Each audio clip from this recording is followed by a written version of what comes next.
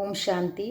13 अक्टूबर 2024 की प्रातः मुरली में बाप दादा आज हमसे बातें कर रहे हैं और ये मुरली है जिसकी रिवाइज डेट है 11 मार्च सन 2002 की। ये रिवीजन मुरली है। बाबा इस मुरली में हमसे कहते हैं विशेषताएं परमात्म देन हैं, इन्हें विश्व सेवा में अर्पण करो। क्या कहा बाबा ने? विशेषताएं परमात्म देन हैं, इन्हें विश्व सेवा में अर्पण करो। बाबा इस मुरली में हमसे कह रहे हैं कि बच्चे, आपको जो भी विशेषताएं मिली है, जब से आप बाबा के बच्चे बने हो, हमें निरंतर बाबा से कुछ न कुछ प्राप्तियां होती रहती हैं। तो बाबा कह रहे हैं आपको जो भी विशेषताएं मिली है, उन सभी विशेषताओं को आपको विश्व सेवा में अर्पण करना है, अपने लिए नहीं करना है। बाबा कहते हैं यदि आप इन विशेषताओं को अपने लिए यूज़ करोगे तो आपके अंदर अहंकार आ जाएगा, और अहंकार जो है वो पतन की पहली सीढ़ी कही गई है। इसलिए बाबा कहते हैं इन विशेषताओं को जो आपको बाबा से मिली है उनको परमात्म देन समझना है। ये हमारी नहीं है, बाबा द्वारा प्रदत्त हमारे लिए वरदान है। इन्हें विश्व सेवा में हमें अर्पण करना है। तो इस बात को बहुत ध्यान से सुनकर हमें अपने जीवन में आगे बढ़ना है। विशेषताएं अगर नेगेटिव रूप में यूज़ करोगे तो बाबा ने कहा उसका अभिमान रूप हो जाता है।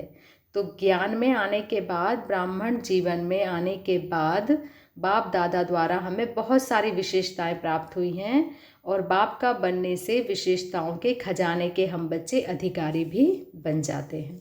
तो इन विशेषताओं को हमें विश्व सेवा में यूज़ करना है।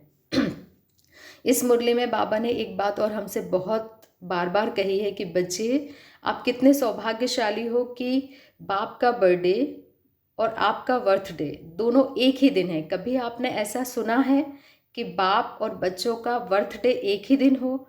लेकिन हम इतने सौभाग्यशाली हैं कि संगम युग पर बाबा का बर्थडे और बच्चों का बर्थडे एक ही दिन होता है। तो बाबा ने हमसे कहा ऐसा अलौकिक जन्मदिन और कहीं नहीं होता है। फिर बाबा ने कहा कि चलो बच्चे, आपने बर्थडे तो मना लिया है, लेकिन मनाने के बाद एक शब्द को विशेष अंडरलाइन करना है। उस एक शब्द को विशेष अंडरलाइन करना है, और वो कॉमन शब्द नहीं है। बाबा ने कहा विशेष शब्द है। वो शब्द है निरंतर दृढ़ता। बाबा ने कहा कि निरंतर दृढ़ता को अपने जीवन में लेकर आओ। ऐसा ना हो कि कभी कभी तो दृढ़ हो गए और कभी दृढ़ता में भी अलवेले हो जाओ। ऐसा नहीं होना चाहिए। बाबा ने कहा कि निरंतर दृढ़ता है यदि आपके अंदर, तो उसकी निशानी क्या होगी? बाबा ने बताया कि यदि बच्चे आपके अंदर निरंतर दृढ़ता होगी तो उसकी निशानी है निरंतर हर संकल्प, बोल, कर्म द्वारा स्व में, सेवा में और संबंध में 100% आप सफलता मूर्त रहोगे। मतलब आपको संकल्प, बोल, कर्म में सफलता मिलेगी। जो आप बोलोगे वही आप करोगे।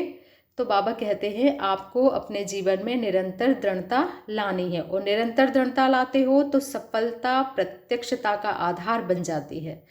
हम निरंतर दृढ़ता लेकर आएंगे तो सफल होते रहेंगे, और सफल होते रहेंगे तो बाबा कहते हैं आप बच्चों से फिर बाबा की प्रत्यक्षता बहुत जल्दी हो जाएगी। तो हमें अपने जीवन में निरंतरता को धारण करना है। आज का वरदान है, बाबा कहते हैं अल्पकाल के सहारे के किनारों को छोड़ एक बाप को सहारा बनाने वाले यथार्थ पुरुषार्थी भव। बाबा कहते हैं अल्पकाल के सहारे के किनारों को छोड़ एक बाप को सहारा बनाने वाले यथार्थ पुरुषार्थी भव। बाबा ने कहा है कि अल्पकाल के सहारे जो व्यक्ति है, वस्तु है, वैभव है, ये सब हमारे जीवन के अल्पकाल के सहारे हैं।